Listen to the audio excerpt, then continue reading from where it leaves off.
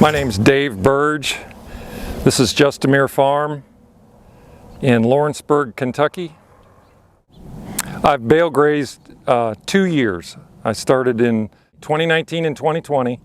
I have bale grazed, and I am rotating from the south half of the farm to the north half, and plan is just to keep going back and forth. 3 years ago, I had a sacrifice lot. I tried to protect the farm. I kept the cows off until, in our area, we get good grass growth by the 10th to the 15th of April. So I used a sacrifice lot.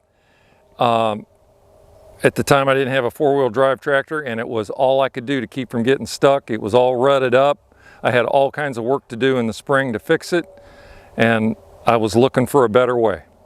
So that's yeah, that was a critical moment probably that said that this is not working.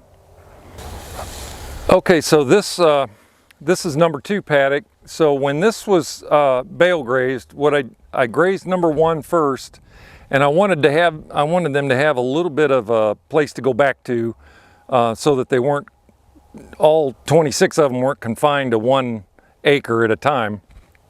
So I don't use a back fence, and so when I took them to 2A, which would be right here, they could go back into number 1 if they wanted. And they might have done that a little bit, but for all intents and purposes, they basically stay to where you're moving to. They stay and eat hay, and they might go back a little bit, but not too awful much. Wherever I had the bales, I came in, and frost-seeded clover, red and white. And that's all. I didn't, if there was any residual, I didn't scrape it away, I didn't burn it, I didn't do anything. I just broadcast some clover on each one by hand.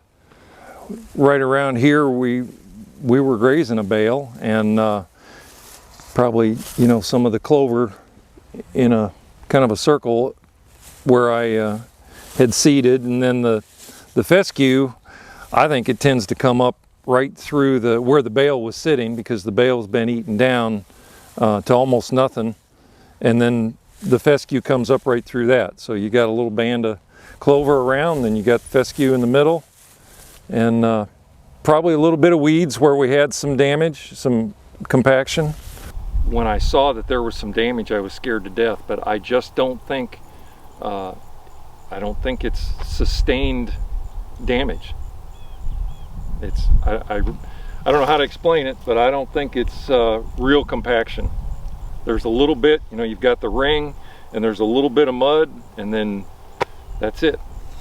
My opinion is compaction is not an issue if you only feed 1 bale there and then you get away. I never ever feed 2 bales in the same spot. So somewhere after I started rotationally grazing, we started measuring the organic matter, and I was at 2.5%, and I'm at just under 4%, 3.9, something like that, pretty much across the farm. And I attribute the largest jump in that to this past 2 years. Yeah, I think this was definitely a zone of impact, judging by the weeds here. And yeah, we've got a few weeds here. We've got some ragweed, I'm guessing, but that's a temporary thing. After a couple of years, all that will be gone. And you can see as we get up towards the top, there's probably a fair amount of residual from the bale, and it's nicer and nicer. You can see all the roots. So this again was probably, it would be interesting to actually document a few ones that were in bad shape in the spring, literally film them, date it.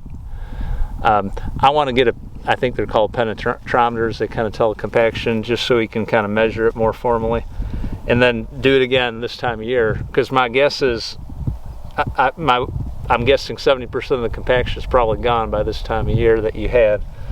The proof's in the pudding here. What do you say about this? Even if there's a little compaction here, it obviously isn't hurting it. So an interesting thing happened last year. Dr. Halich and I were walking around checking out the bale grazing. We happened to be over on paddock number 3, and I made a comment to him that there's no cow pies over here in number 2 and number 1. And he said, really? And I said, well, I guess maybe that's the rain, I don't know. And we came over here and we started, he reached down and flicked one open, and he said, well, here's the reason right here. It was loaded with dung beetles.